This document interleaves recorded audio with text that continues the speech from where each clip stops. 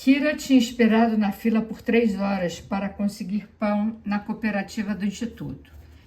Era noite quando desceu do tranvia, seu pão fortemente pressionado embaixo de seu braço. Nas esquinas distantes, os faróis formavam serpentes de luz que se contorciam nas poças negras. Caminhou em linha reta. Seus sapatos afundavam na água, fazendo salpicar o gelo que tilintava como vidro. Quando dobrou a esquina de sua rua, uma sombra apressada assoviou para ela da escuridão. "Hello!" exclamou a voz de Irina. "De quem você se recorda quando digo isso?" "Irina, o que faz aqui a essas horas?" "Acabo de sair da sua casa. Esperei por você 1 hora. Já tinha desistido." "Bem, volte comigo." "Não", disse Irina. "Talvez seja melhor que lhe fale aqui. Talvez Léo não goste. E está em casa e..." Irina titubeou, o que era incomum para ela. "O que houve?" "Kira, como estão suas finanças?" "Pois, estupendas. Por que a pergunta? É que, veja... Bem, se eu for presunçosa, me fale para calar a boca. Não fique brava. Saiba que nunca os mencionei antes, mas a sua família." Kira viu, através da escuridão, a cara preocupada de Irina. "O que há com eles?" "Estão desesperados, Kira. Sinceramente, desesperados. Sei que a tia Galina me mataria se soubesse que lhe contei, mas... Veja, o homem da sacarina foi preso por especulação. Foi condenado a 6 anos de prisão. E sua família, bem, o que lhes resta? Já sabe. Na semana passada, meu pai levou meio quilo de pães para eles. Se pudéssemos, mas você já conhece a nossa situação. Minha mãe está muito doente e não resta muito para vender no mercado Alexandrovski, salvo o papel de parede. Não acho que tenha sobrado nada na casa de sua família. Pensei que, talvez quisesse saber." "Toma, pega esse pão", disse Kira. "Nós não precisamos dele. Nós o compraremos em algum comércio privado. Diga-lhes que você o encontrou, pediu fiado ou que o roubou, seja lá o que for. Mas não diga a eles que veio de mim." No dia seguinte, Galina Petrovna tocou a campainha. Kira não estava em casa. Léo abriu a porta e fez uma reverência cortês. "Imagino que seja minha sogra?" perguntou. "Isso é o que eu gostaria de ser", declarou Galina Petrovna. O sorriso dele a desarmou. Era contagioso. Ela sorriu. Quando Kira chegou, houve lágrimas. Galina Petrovna a esmagou em seus braços antes de dizer quaisquer palavras e soluçou. "Kira, minha filha, minha querida filha, que Deus perdoe nossos pecados. Estão sendo dias difíceis, dias muito difíceis. Depois disso, quem somos nós para julgar? Tudo está caindo aos pedaços. Que diferença faz se simplesmente pudéssemos recompor as peças e... Que Deus nos mostre o caminho. Nós estamos perdidos." Quando ela soltou Kira, encheu seu nariz de farinha de batata e murmurou: "Sobre aquele pão, Kira, não usamos tudo. Eu o escondi. Tinha medo de que talvez você precisasse dele. Eu posso devolver, se for o caso. Só cortamos uma fatia, pois seu pai estava com muita fome." "Irina fala demais", disse Kira. "Não precisamos do pão, mãe. Não se preocupe, fique com ele." "Devia ir nos ver", disse Galina Petrovna. "Os dois. O passado, no passado está." "É claro. Eu não sei por vocês dois, não." "Oh, bem, é problema de vocês. As coisas não são o que eram 10 anos atrás. Você deve nos visitar, Léo. Posso lhe chamar de Léo, certo? Lídia está ansiosa para conhecê-lo. Era possível comprar pão nos comércios privados, mas o preço fez Kira hesitar. Vamos à estação de trem, ela disse a Léo. Os terminais de trem eram mercados mais baratos e perigosos da cidade. Haviam normas estritas contra especuladores privados que contrabandeavam alimentos dos vilarejos. Ainda assim, especuladores esfarrapados se atreviam a percorrer longos trajetos sobre telhados e tetos de trens, a andar quilômetros a pé por caminhos escorregadios e lamacentos, a enfrentar os piolhos e o tifo nos trens, e na volta, a vigilância dos agentes do governo. Os víveres eram introduzidos furtivamente na cidade em botas empoeiradas, em forros de casacos infestados de vermes, em pacotes de roupas sujas. A cidade, morta de fome, aguardava cada trem. Depois de sua chegada, nas ruas escuras que rodeavam a estação, trocavam-se às escondidas taças de cristal e blusas de cetim por pedaços de banha e farinha mofada. De mãos dadas, Kira e Léo se dirigiram à estação Nikolaevsk. As gotas pingavam sobre o chão. O sol inundava o chão de gotas. Léo comprou um ramo de violetas em uma esquina. Ele o prendeu no ombro de Kira, um tufo púrpura fresco e perfumado em seu velho casaco preto. Ela sorriu contente e chutou um pedaço de gelo em uma poça, jogando água em um transeunte, rindo. O trem havia chegado. Conseguiram abrir espaço em meio a uma multidão ansiosa que os empurrava para o lado e os arrastava para frente, além de dar cotoveladas em seus estômagos e pisar em seus pés. Os soldados observavam em silêncio, vigilantes e suspeitos, os passageiros que chegavam. Um homem saiu do trem. Tinha um nariz particular. Era tão pequeno e arrebitado que suas duas amplas e inclinadas narinas eram quase verticais. Abaixo das narinas havia um amplo espaço e uma boca volumosa. Ao sair, sua barriga tremeu como gelatina. Seu casaco parecia muito esfarrapado e suas botas muito sujas. Os soldados o agarraram pelos braços. Iriam revistá-lo. Ele reclamou baixinho: "Camaradas, irmãos, que Deus me ajude. Vocês estão errados. Não sou mais que um pobre campesino, irmãos, um campesino muito pobre. Nunca ouvi nada sobre especulações, mas também sou um cidadão responsável. Eu lhes direi uma coisa. Se me deixarem ir, eu lhes direi uma coisa. O que você pode dizer, seu filho da puta? Vem aquela mulher? Ela é uma especuladora, eu sei. Eu lhes direi onde ela esconde a comida. Eu já a vi." Fortes mãos agarraram a mulher. Seus braços, nos punhos dos soldados, pareciam os de um esqueleto. O cabelo grisalho caía sobre seus olhos debaixo de um velho chapéu com uma pena negra. Seu chale, mantido sob seu peito, perfurado por um broche antigo de mosaico, agitava-se em silêncio. Convulsivamente, com uma leve sacudida nervosa, como uma janela com o som de uma explosão distante.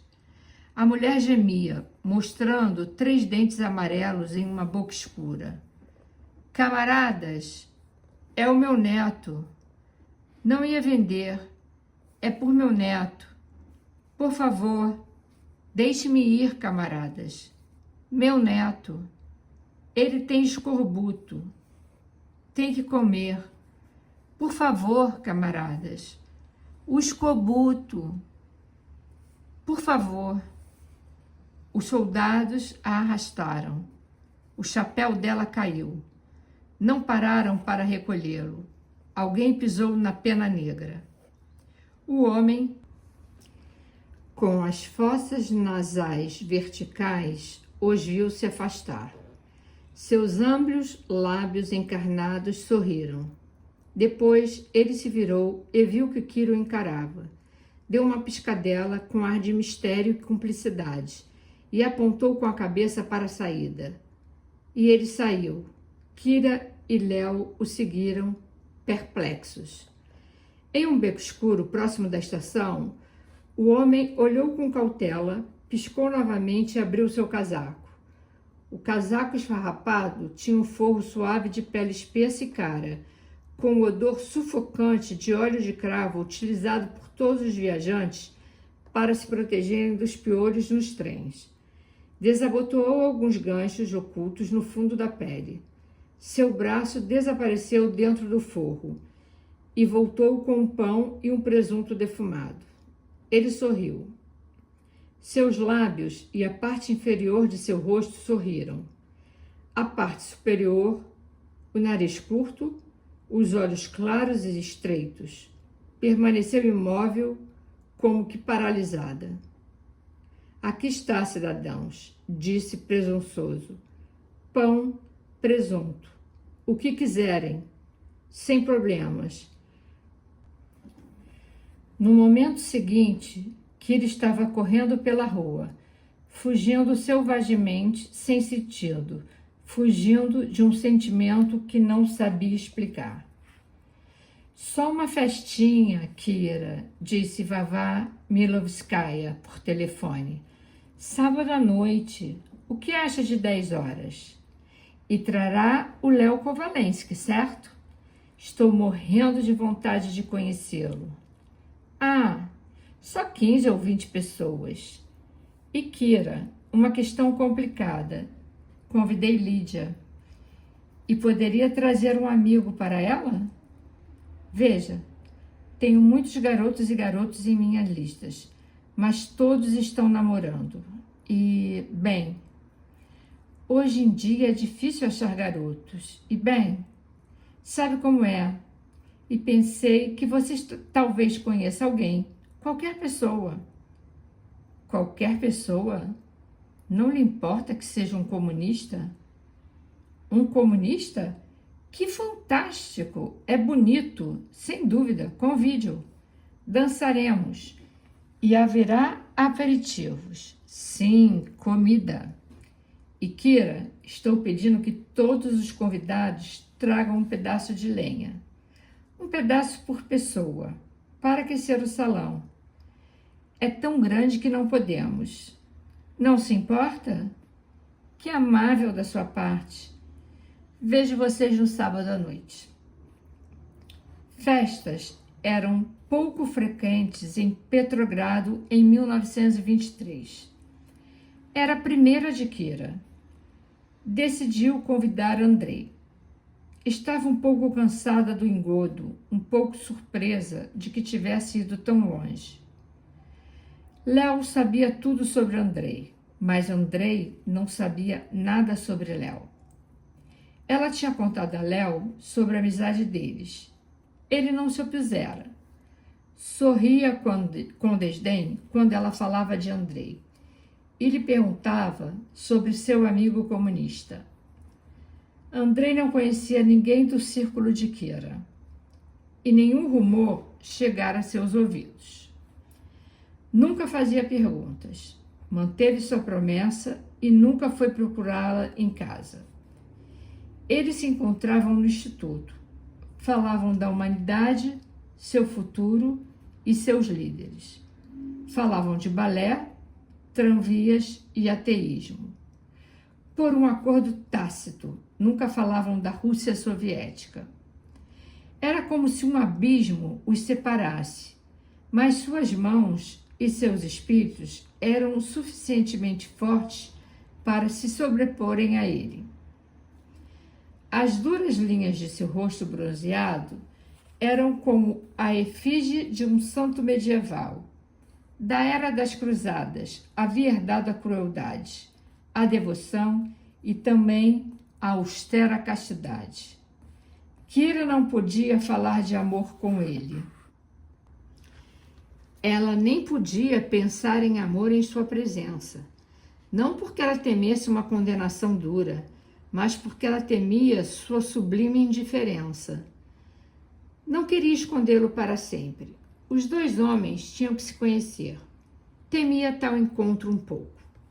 Lembrou-se que um deles era filho de um pai executado, o outro membro da GPU. A festa de Vavá era uma ocasião oportuna. Os dois se conheceriam. Ela observaria as reações deles. Então, talvez ela pudesse convidar Andrei para sua casa. E se, na festa, ele descobrisse a verdade sobre ela? Bem, ela pensou, melhor assim. Ela o encontrou na biblioteca do instituto e perguntou: Andrei, participar de uma festa burguesa o assustaria? Não se você estivesse lá para me proteger. Se isso é um convite. Estarei lá. E sim, é um convite. Sábado à noite. Lídia e eu iremos. E os dois homens. Você é um deles. Certo. Se Lídia não tiver muito medo de mim. O outro é o Léo Kovalensky. Ah, eu não sabia o endereço dele na época, Andrei. Eu não lhe perguntei, Kira, e isso não importa. Venha nos buscar às 9h30, na casa da Rua Moica. Eu me lembro de seu endereço. Sim, é claro. Vavá Milovskaya recebia seus convidados na antessala. Seu sorriso estava radiante, seus olhos escuros e seus cachos negros brilhavam como a fivela do cinto de grife que rodeava sua cintura fina, e as delicadas flores de couro em seu ombro, a última moda soviética, brilhavam como seus olhos. Os convidados entraram com pedaços de lenha debaixo dos braços. Uma donzela alta e séria, vestida de preto, com um avental e gorro branco de algodão, recebia a lenha em silêncio. Kira, Lídia, queridos, que alegria! Como estão? Disse Vavá, que se aproximou vibrante do grupo. Ouvi tanto falar de você, Léo, que me sinto intimidada. E o cumprimentou, colocando sua mão sobre a de Léo. Até Lígia entendeu o olhar de resposta de Léo. Quanto a Vavá, ela prendeu a respiração, deu um passo para trás e olhou para Kira. Mas Kira não prestou atenção. Para Andrei, Vavá disse: Então você é um comunista? Parece-me encantador. Sempre disse que os comunistas eram iguais às outras pessoas. O grande salão não fora aquecido em todo o inverno. A lareira tinha sido acendida há pouco. Uma fumaça inquieta lutava para sair da chaminé e fugia para o salão de vez em quando. Uma neblina cinza flutuava sobre os espelhos impecavelmente polidos, e as mesas recém-limpas exibiam com orgulho e cuidado várias fileiras de bibelôs. Um odor úmido de madeira mofada fluía para destruir a dolorosa dignidade de um salão ostensivamente preparado para os convidados. Os convidados sentavam-se amontoados nos cantos, tremendo sob os velhos xales e suéteres, tensos, inseguros e muito imprudentemente displicentes em suas antigas melhores roupas. Eles mantinham seus braços grudados na lateral para tapar os buracos das axilas, os cotovelos imóveis sobre os joelhos para ocultar os remendos mal feitos, e os pés sob as cadeiras para esconder as botas de feltro desgastadas. Sorriam com o olhar vazio, sem motivo. Riam demasiado alto por nada em particular. Tímidos e incômodos e com sensação de culpa, por um objetivo proibido, o objetivo esquecido da alegria. Olhavam para a lareira com melancolia, desejosos e relutantes em tomar os melhores lugares perto do fogo. Todo mundo sentia fria e todo mundo queria desesperadamente estar alegre. O único cuja alegria radiante e sonora parecia natural era Victor.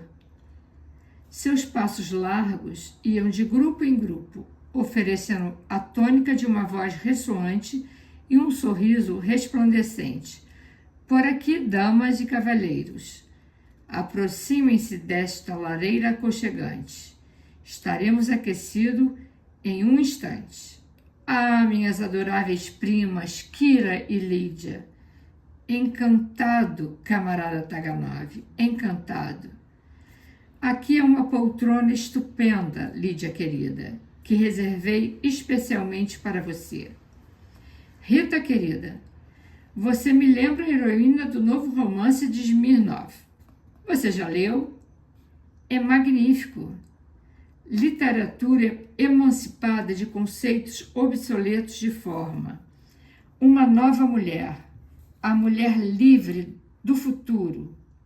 Camarada Taganov, esse projeto para eletrificação de toda a RSFSR é o empreendimento mais estupendo da história da humanidade. Quando considerarmos a quantidade de energia por cidadão que se pode extrair de nossos recursos naturais. Vavá, estas flores de couro envernizado de grife são a última palavra em elegância feminina. Entendo que seja o acessório mais popular em Paris. Concordo contigo, Boris. O pessimismo de Schopenhauer é totalmente antiquado frente aos saudáveis e práticos conceitos filosóficos do proletário emergente e, independentemente de nossas convicções pessoais, todos devemos ser suficientemente objetivos para concluirmos que o proletariado é a classe dirigente do futuro. Com perfeita convicção, Victor assumiu o papel de anfitrião. Os olhos escuros de Vavá, que nele repousavam toda vez que ele rodopiava pelo salão, sancionavam esse direito com um olhar longo e adorador. Ela se dirigia rapidamente à antessala toda vez que a campainha tocava e voltava com um casal que sorria timidamente, esfregando as mãos frias, ocultando as desgastadas costuras de suas roupas. A solene criada os seguia com as toras de lenha na mão, como se estivesse servindo um prato, e depois as empilhava com cuidado junto à lareira. Kolya Smertkin, um jovem ruivo, gordinho e com um sorriso agradável, que trabalhava na companhia estatal de tabacos, disse timidamente: eles dizem que... eu ouvia... Receio que haverá uma redução de pessoal em nosso escritório no mês que vem. Há um burburinho por aí. Talvez me despeçam desta vez. Talvez não. Isso faz com que eu me sinta um pouco incomodado. Um homem alto, com um pince-nez dourado e os olhos intensos de um filósofo desnutrido, disse em tom lúgubre: tenho um excelente trabalho nos arquivos. Pão quase todas as semanas. Só temo que exista uma mulher atrás do cargo, a amante de um comunista, e... Alguém lhe deu um cutucão e apontou para Andrei, que estava junto à lareira fumando. O cavaleiro alto tossiu e pareceu desconfortável. Rita Exler era a única mulher na sala que fumava. Estava deitada em um sofá, com as pernas apoiadas na lateral e saia levantada acima dos joelhos, franjas vermelhas sobre seus olhos de cor verde claro, seus lábios pintados atrevidamente franzidos em volta de um cigarro. Muitas coisas eram ditas sobre ela. Mataram seus pais na Revolução. Ela se casara com o comandante do Exército Vermelho e se divorciou dele 2 meses depois. Era simples e usava sua simplicidade com tão ênfase hábil e audaz que as garotas mais belas temiam competir com ela. Ela se espreguiçou e disse em voz baixa e rouca: ouvi algo curioso. Um amigo me enviou uma carta de Berlim. Todos os olhos se voltaram para ela, ansiosos, reverentes, dizendo que em Berlim há cafés que ficam abertos a noite toda. A noite toda. Que elegante, não? Eles o chamam de Netzlocal. E em um Netzlocal, muito famoso e malicioso, uma bailarina famosa, Ricky Hay, dançou nua com 16 garotas. Quero dizer, totalmente nua. Então, ela foi presa. Na noite seguinte, ela e suas garotas apareceram em um evento militar, usando pequenas calçolas de chifão com 2 correntes de ouro cruzadas sobre os seios e enormes chapéus de pele, e se consideravam vestidas. Que elegante, não? Ela deu uma risada rouca à multidão pasmada, mas seus olhos estavam focados em Léo. Havia estado desde que ele entrara no salão.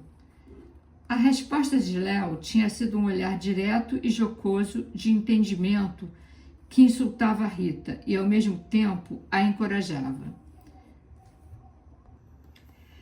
Uma garota anêmica que estava sentada em um canto de mau humor, escondendo miseravelmente seus pés e suas pesadas botas de feltro, disse com um olhar opaco e incrédulo frente às suas próprias palavras: no estrangeiro, ouvi falar, dizem que não há cupons de racionamento, cooperativas, nem nada do tipo, que se pode simplesmente entrar em uma loja quando quiser e comprar pão, batatas, seja lá o que for, inclusive açúcar.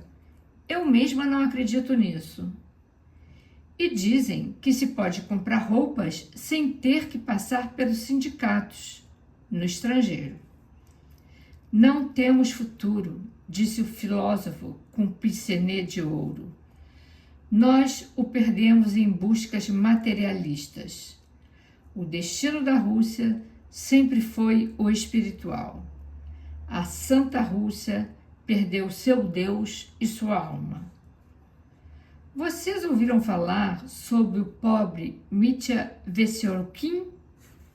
Tentou sair de um tramvia em movimento e ficou sob ele, mas teve sorte, só perdeu uma mão. O Ocidente, disse Victor, não tem nenhum significado interior. A velha civilização está condenada.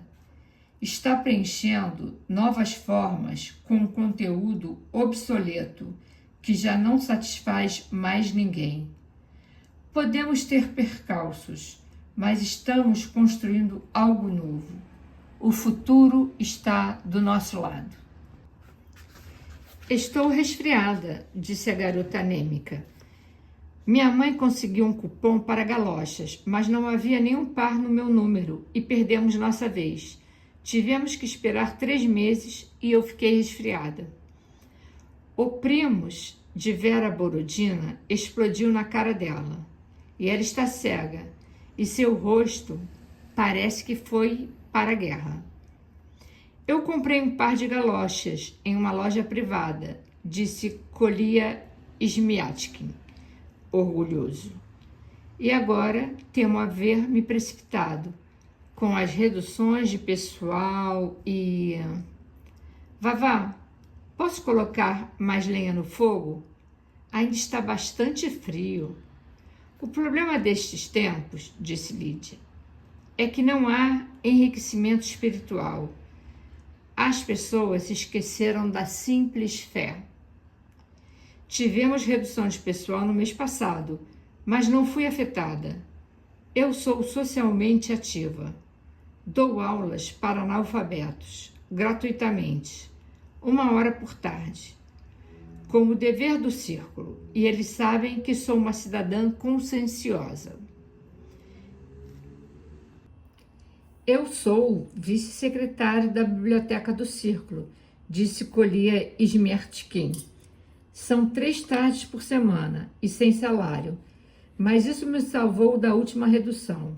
Mas, desta vez, temo que seja eu ou outro cara, e o outro é vice-presidente de 2 bibliotecas.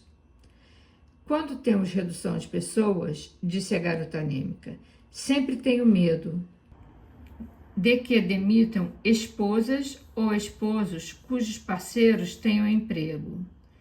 E Misha tem um emprego estupendo na companhia de abastecimento.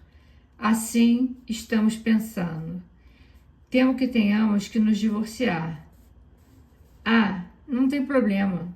Podemos continuar vivendo juntos. Isso tem sido feito. Minha carreira é meu dever para com a sociedade, disse Victor. Optei pela engenharia porque me parece ser a profissão de que mais necessita a nossa grande república. Deu uma olhada para a lareira para garantir que o Andrei o tivesse ouvido. Estou estudando filosofia, disse Léo, porque é uma ciência da qual o proletariado da URSS não necessita em absoluto. Alguns filósofos, disse Andrei pausadamente, em meio a um repentino e atônito silêncio, podem precisar do proletariado da URSS. Talvez, disse Léo, e talvez eu fuja para o estrangeiro e venda meus serviços ao maior explorador milionário e tenha uma aventura com sua bela esposa. Sem dúvida, disse Victor. Isso você conseguirá. Certamente, Vavá disse apressada. Penso que ainda está frio e que seria melhor que dançássemos. Lídia, querida. Ela lançou um olhar lisonjeiro de interrogação para Lídia. Esta suspirou profundamente e se levantou e se dirigiu ao piano vertical. Era a única com dotes musicais entre a multidão. Tinha suspeitas sobre o verdadeiro motivo de sua popularidade nas raras festas que ainda eram dadas. Esfregou os dedos gelados e tocou as teclas com determinação feroz. Tocou John Gray. Os historiadores descreverão a Internacional como grande hino revolucionário, mas as cidades da Revolução tinham seu próprio hino. No futuro, os homens de Petrogrado se recordarão daqueles anos de fome, luta e esperança ao ritmo convulsivo de John Gray. O estilo era chamado de foxtrot. Sua melodia e seu ritmo eram os dos novos bailes para além das fronteiras no estrangeiro. Tinha a letra bem estrangeira sobre um John Gray bem estrangeiro, cuja amada, Kitty, rejeitava seu amor por medo de ter filhos, como lhe dizia abertamente. Petrogrado tinha sofrido devastadoras epidemias de cólera. Havia sofrido epidemias de tifo, que eram piores, mas a pior epidemia de todas foi a de John Gray. Os homens faziam fila nas cooperativas e assoviavam John Gray. Na hora do intervalo das aulas, jovens casais dançavam no grande salão enquanto um amável aluno tocava John Gray. Homens se agarravam aos degraus de tranvias em alta velocidade, desesperadamente murmurando John Gray.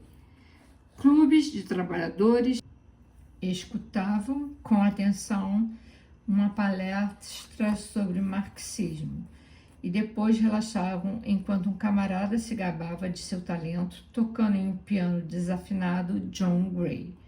Sua alegria era triste, seu ritmo abrupto, histérico, sua frivolidade um pedido, um lamento pelo que existia em algum lugar, impossível de ser alcançado.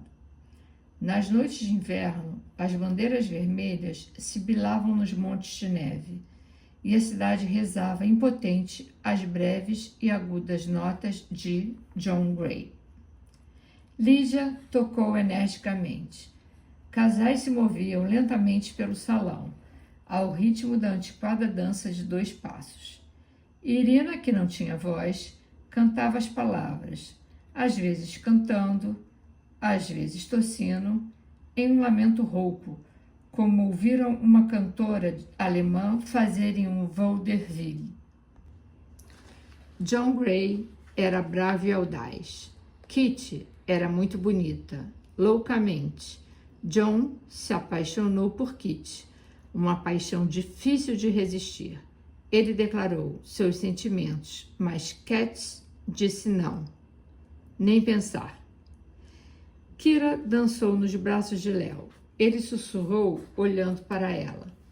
Dançaríamos assim em um lugar com taças de cristal e vestidos de lantejoulas sem mangas, em um lugar chamado Netlocal. Ela fechou os olhos e o corpo forte que a guiava, esperto e imperioso, parecia levá-la para outro mundo, que ela tinha visto há muito tempo junto a um rio escuro que murmurava a canção da taça quebrada. Vavá se dispôs a ensinar Andrei a dançar e o arrastou em direção às pessoas. Ele a seguiu obediente, sorrindo, como um tigre que não poderia ferir um gatinho.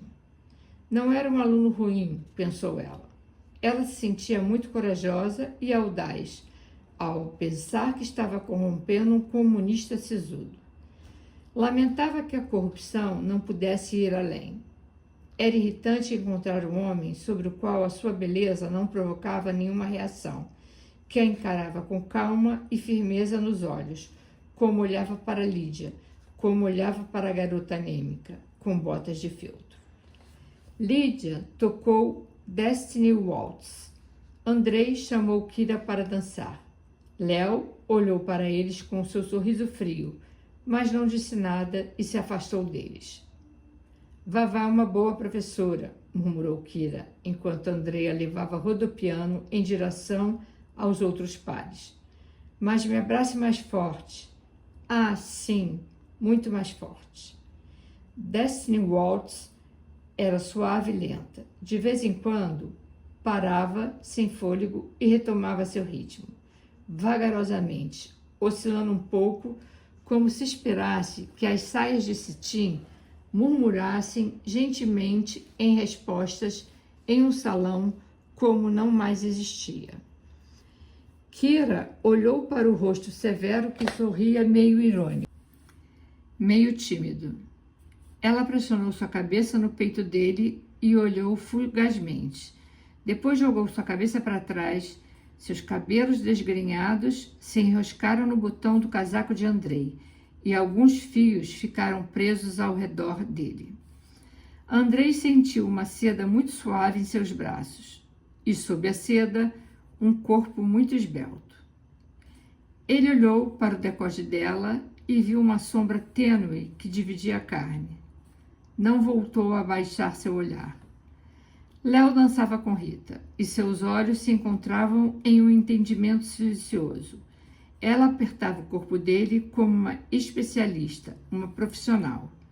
Vavá girava, sorrindo, orgulhosa para todos os casais que passavam ao seu lado, apoiando sua mão, triunfante e possessiva, sobre o ombro de Victor. Solia Smiatkin observava Vavá, tímido e melancólico. Tinha vergonha de tirá-la para dançar. Era mais baixa do que ela. Sabia que todos estavam cientes de sua desesperada e canina devoção por ela, e que riam dele. Ele não conseguia evitar. As botas de feltro da garota anêmica faziam o castiçal tremer. Suas gotas de cristal tilintavam lentamente. Em uma ocasião, pisou nos sapatos reluzentes de couro envernizado de Vavá. Um convidado gentil colocou lenha no fogo, que começou a crepitar e fazer fumaça. Alguém tinha se descuidado e trazido um pedaço de lenha úmida. Às 2 da manhã, a mãe de Vavá mostrou seu rosto, tímido e pálido, no canto de uma porta entreaberta e perguntou se os convidados queriam tomar um refresco. A corrida para a sala de jantar deixou uma valsa pela metade.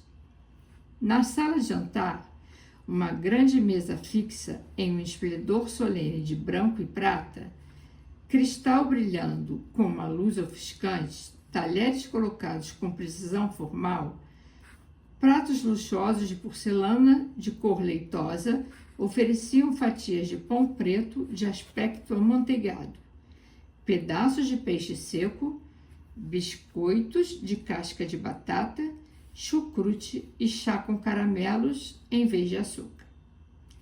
A mãe de Vavá sorria com hospitalidade. Por favor, sirvam-se de um de cada. Não se preocupem, há o bastante. Eu os contei. O pai de Vavá estava sentado com um amplo sorriso na cabeceira da mesa. Ele era médico especializado em ginecologia. Antes da Revolução, não era bem sucedido. Depois, 2 fatos o ajudaram a crescer como médico. Pertencia aos profissionais liberais, pelo qual não era considerado um explorador e fazia certas operações que não eram estritamente legais. Dentro de alguns anos, tinha se convertido no membro mais próspero de seu antigo círculo e de outros muito superiores. Estava comodamente encostado na cadeira, com os punhos sobre a mesa. Sua barriga se sobressaía abaixo de uma pesada corrente de ouro, com diversos penduricalhos que tilintavam com os músculos de seu estômago. Seus olhos estreitos desapareciam sob as sobrancelhas grossas de pele branca. Sorria afetuosamente para seus convidados. Estava muito orgulhoso de seu raro e invejável papel de anfitrião. Um anfitrião que podia oferecer comidas. Ele se sentia como protetor e benfeitor dos filhos daqueles frente aos quais precisara se inclinar em épocas passadas. Os filhos do magnata industrial Argonov e do almirante Kovalensky. Pensou em se lembrar de doar um pouco mais para a frota aérea vermelha na manhã seguinte. Seu sorriso aumentou quando a criada entrou mal-humorada com uma bandeja de prata com 6 garrafas de um raro vinho antigo, um sinal de gratidão de um de seus influentes pacientes. Encheu as taças de cristal com um risinho afável. Isso é coisa fina, antiga. Vinho autêntico, de antes da guerra. Aposto que vocês, crianças, nunca provaram nada assim. As taças foram passando de mão em mão pela longa mesa. Kira se sentou entre Léo e Andrei. Este último levantou seu copo com solenidade e firmeza, como um guerreiro. À sua saúde, Kira, disse ele. Léo levantou seu copo lentamente, com elegância, como um diplomata em um bar no estrangeiro. Como já foi brindada por uma classe superior, Kira, disse ele, brindo à nossa encantadora anfitriã. Vavá respondeu com um sorriso afável, agradecida. Léo elevou seu copo em direção a ela e bebeu, olhando para Rita. Quando retornaram ao salão, foi preciso reacender o fogo. Lídia voltou a tocar. Alguns casais dançavam preguiçosamente. Vavá cantou uma canção sobre uma falecida dama cujos dedos fediam a incenso. Kolia Izmiatkin fez a imitação de um bêbado. Victor contou anedotas. Outros seguiram seu exemplo. Algumas das anedotas eram políticas e, após os olhares de cautela em direção a Andrei, elas ficavam pela metade, e o contador com vergonha. Às 5 da manhã, todos estavam esgotados, mas ninguém poderia ir para casa antes do amanhecer. Era muito perigoso. A milícia da cidade não dava conta dos ladrões e assaltantes. Nenhum cidadão se arriscava a pisar na rua depois da meia-noite. O doutor Milovski e sua esposa se retiraram, deixando os jovens convidados esperando o amanhecer. A rígida e cansada criada arrastou para o salão alguns colchões emprestados dos vizinhos. Os colchões foram alinhados junto à parede.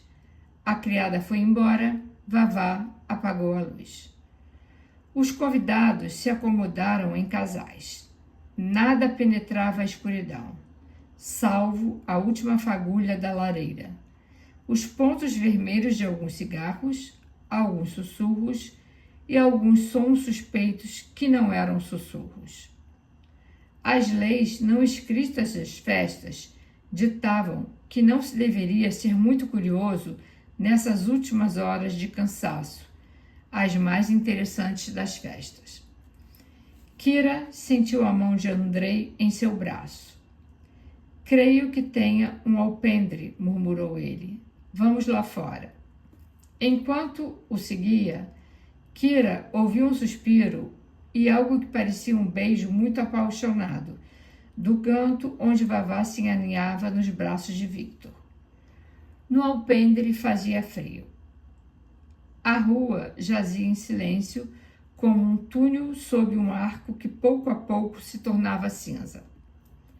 As poças congeladas pareciam janelas nas calçadas. As janelas pareciam poças congeladas nas paredes. Um miliciano estava apoiado em um poste. Uma bandeira se inclinava em direção à rua. A bandeira não se movia, tampouco o homem. É engraçado, disse Andrei. Nunca pensei nisso, mas gosto de dançar. Andrei, estou brava contigo. Por quê? Esta é a segunda vez que você não notou o meu melhor vestido. É bonito. A porta atrás deles rangeu devido às suas dobradiças enferrujadas. Léo saiu para o alpendre com um cigarro no canto dos lábios. Perguntou: Kira também é propriedade nacionalizada? Andrei respondeu pausadamente: às vezes penso que seria melhor para ela se fosse. Bem, até o partido aprovar a resolução pertinente, ela não é, disse Léo. Voltaram à escuridão cálida do salão. Léo deitou Kira no colchão ao seu lado. Não disse nada. Ela cochilou com a cabeça apoiada em seu ombro. Rita se afastou, dando de ombros. Andrei ficou na porta do alpendre, fumando. Às 8 horas da manhã, as cortinas da janela foram abertas. Um pálido céu branco se espalhou sobre os telhados, como água com sabão. Vavá se despediu com voz baixa de seus convidados na porta. Estava um pouco cambaleante, com olheiras, um cacho de cabelo escuro na ponta do nariz, marcas de seu batom no queixo. Os convidados se dividiram em grupos, caminhando juntos o máximo possível.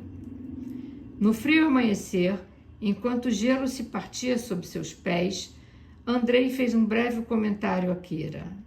Apontou para Léo, que estava ajudando Lídia a saltar uma poça alguns passos à frente deles. Você o vê com frequência? Perguntou ele. Essa pergunta a fez compreender que ele não tinha descoberto a verdade, e o tom da pergunta de que ela não iria contar a ele. As luzes se acenderam nas janelas dos comércios com barras e cadeados. Em muitas portas havia um cartaz: Camaradas ladrões, por favor, não percam tempo. Não há nada aqui dentro.